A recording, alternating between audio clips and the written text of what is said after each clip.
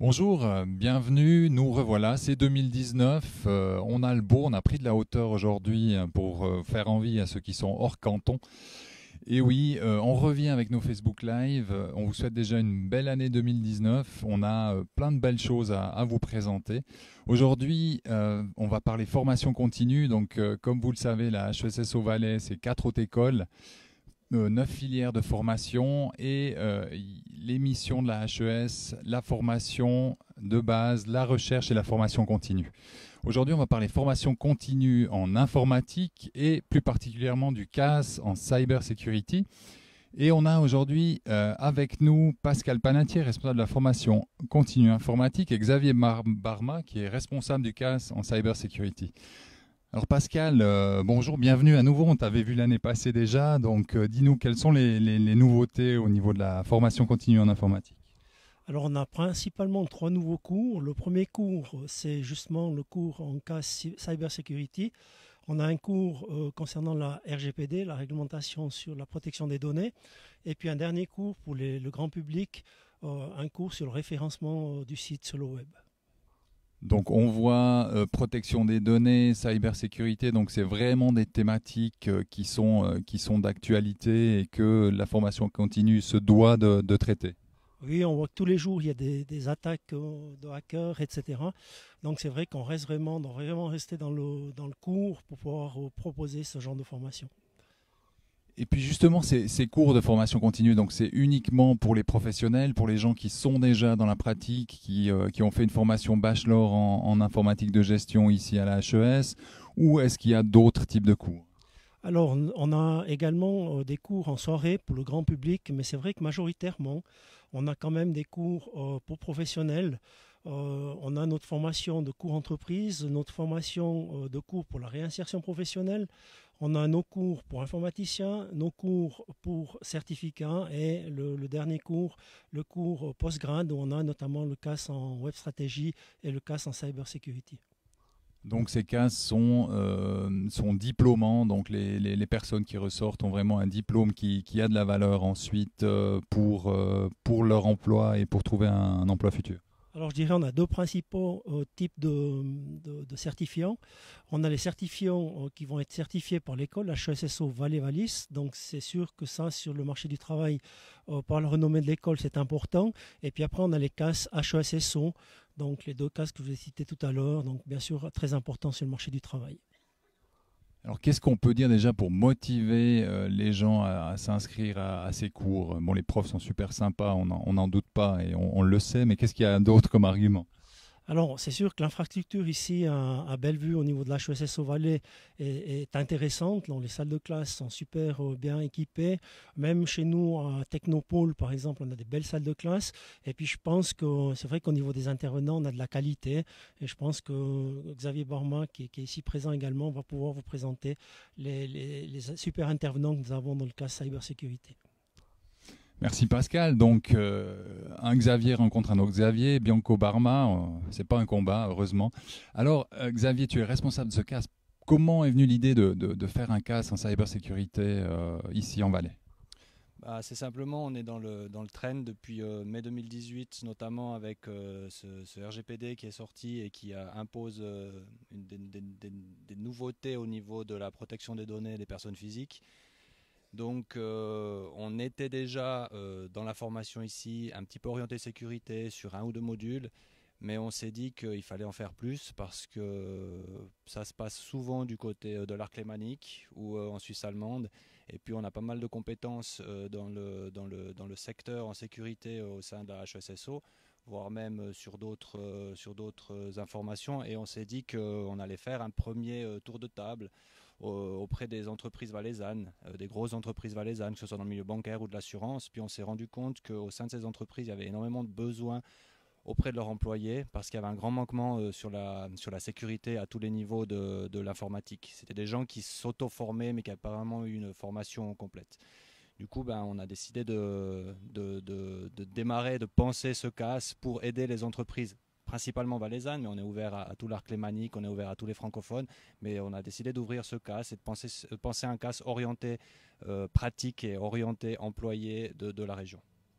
Alors justement, en termes de contenu, quels sont les types de contenus qui seront proposés ou les différentes thématiques qui seront abordées dans ce cas? Ben, comme on veut former un nombre maximum de personnes sur l'ensemble de la sécurité informatique, on a divisé ce cas de 4 mois en 4 gros modules. Le premier module, c'est le module de gouvernance. L'idée dans ce module, c'est de pouvoir informer les gens sur l'importance d'une gouvernance d'entreprise et comment est-ce que la sécurité des systèmes d'information et la gouvernance des systèmes d'information, de la sécurité des systèmes d'information doit être implémentée par rapport à un board d'entreprise qui décide des politiques de manière générale. Donc ça, c'est le premier module de gouvernance.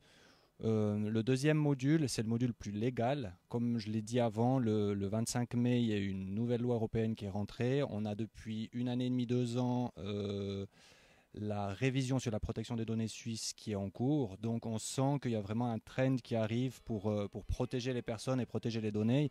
Donc le deuxième module, c'est vraiment orienté sur la partie légale, soit GDPR, soit révision de la protection des données et d'autres lois aussi plus américaines pour lesquelles on est directement touché ici parce qu'on stocke beaucoup d'informations dans des clouds sur l'Europe. Le troisième module, c'est un module qui est orienté plus stratégique, c'est-à-dire faire des analyses de risque en entreprise sur, OK, on a une entreprise, on a un parc informatique, on a des employés. Comment est-ce que le tout fonctionne au niveau de l'informatique et surtout, quels sont les risques qu'on pourrait encourir en cas d'attaque ou en cas de défaillance des systèmes. Donc c'est un module plus sécurité stratégique. Et puis le dernier module, c'est la sécurité opérationnelle où là, on la divise en 2 parties. Une fois l'attaque, comment est-ce que les hackers pensent et comment est-ce qu'ils peuvent attaquer une infrastructure informatique. Et deuxième, c'est comment se protéger de ces attaques. Avec, bien entendu, à chaque fois, des cas pratiques qui sont amenés par les différents intervenants dans les 4 modules que je viens de citer. Donc on a des hackers qui vont venir challenger les participants, par exemple. Alors oui, on a dans les intervenants, on a quand même des pointures au niveau du national, qui sont des gens reconnus, notamment de personnes qui, à chaque fois que dans les grands médias, on parle d'attaques ou on parle de problèmes en sécurité informatique, ce sont des personnes qui sont tout le temps soit dans les journaux, soit à la télévision. Et on a aussi, dans chaque module, l'idée, c'était vraiment d'orienter la formation sur de la pratique. On aura une partie théorique avec les intervenants, mais on aura surtout une partie pratique. On a un cas, une sorte de fil rouge qui sera présenté dans les premières heures de cours, et ce fil rouge sera utilisé par tous les intervenants pour justement montrer à chaque module comment est-ce qu'eux prennent les décisions d'aller plutôt dans un sens, dans un autre, de se défendre, comment est-ce qu'ils testent leur infrastructure, etc. Donc oui, on a des pointures, on a des intervenants et on a aussi surtout à chaque module ou à chaque grosse catégorie de présentation de thématiques, on a aussi des personnes qui viennent nous faire un retour d'expérience sur leur profession. Et là, notamment dans le hacking qui intéresse beaucoup les gens, on a une personne d'une société vaudoise qui est très connue et qui fait des tests d'intrusion toute la journée. Par contre, je tiens à le préciser, c'est pas du hacking négatif dans le sens où on essaye d'attaquer des entreprises, c'est plutôt du hacking proactif, on appelle ça le ethical hacking. C'est vérifier que notre infrastructure correspond bien aux normes qu'on a voulu mettre en place. Donc oui, on aura des personnes qui sont des hackers, mais des hackers reconnus par leur entreprise et leur nom. Des gentils hackers, donc. Des gentils hackers, exactement. Ah. Voilà, magnifique. Tu parlais que ça va se passer sur 4 mois. C'est le soir, c'est combien de soirs, enfin, comment ça se déroule un peu ces cours? Alors la formation, elle démarre le 14 février, une date assez facile à retenir. 14 février, et la formation a lieu tous les mardis et tous les jeudis, à part les vacances scolaires de Pâques, etc. Mais sinon, c'est tous les mardis et jeudis de 17h15 à 20h30, avec une pause entre deux, jusqu'à fin juin, jusqu'au 27 juin. Et ensuite, les étudiants auront le mois de juillet, plus une partie du mois de juin, où ils feront leur travail de mémoire en entreprise. Comme je l'ai dit, c'est une formation de 4 mois, mais on veut vraiment amener la pratique et la compréhension pratique aux participants. Et l'idée, c'est que les travaux qui vont être réalisés, le travail de mémoire ou les travaux notés qui vont être réalisés durant ce CAS soient orientés pratiques et puissent être réalisés pour l'entreprise et au sein de l'entreprise. Excellent, donc on l'a vu, vous inquiétez pas, hein, ça commence la Saint-Valentin mais ça finit à 20h15, donc vous avez encore le temps d'aller manger avec votre amoureuse, hein. C'est peut-être important de le préciser, pas que les gens, ça freine un peu des fois. Comment et où les gens peuvent-ils s'inscrire et trouver les informations nécessaires? Alors là je me retourne peut-être vers Pascal. Alors sur notre site internet www.formationcontinue.ch ou alors www.hevs.ch. Il y a les bulletins d'inscription online.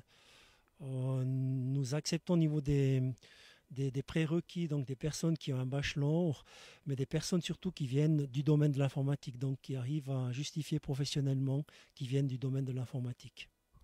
Peut-être sur les coûts, combien ça coûte ce CAS en cybersecurity? Alors le CAS en cybersécurité coûte 6 000 francs pour les 6 mois de cours. Avec donc une certification à la fin, HESSO, qui véritablement, comme l'a expliqué Xavier, permet d'occuper ce rôle stratégique et finalement de conseil auprès de direction d'entreprise. Oui, effectivement, donc un certificat HESSO, donc postgrad, qui vous permet d'avoir une plus-value, c'est sûr, au niveau du poste que le candidat occupe actuellement. Oui. Parfait. Écoutez, merci messieurs, c'était très clair. Même moi j'ai compris, hein. Je ne comprends pas toujours tout en informatique, mais là c'était très clair. Donc merci beaucoup. Je vous souhaite une belle journée. Nous on va encore profiter du soleil. On n'est pas sur les pistes de ski, on hésite encore. On va voir, peut-être qu'on va y aller un moment. Non, on plaisante. C'est sûrement que le patron regarde. Donc non, on va continuer de travailler. Je vous souhaite une bonne journée. On se voit tout prochainement pour un prochain Facebook Live. À bientôt. Bye bye.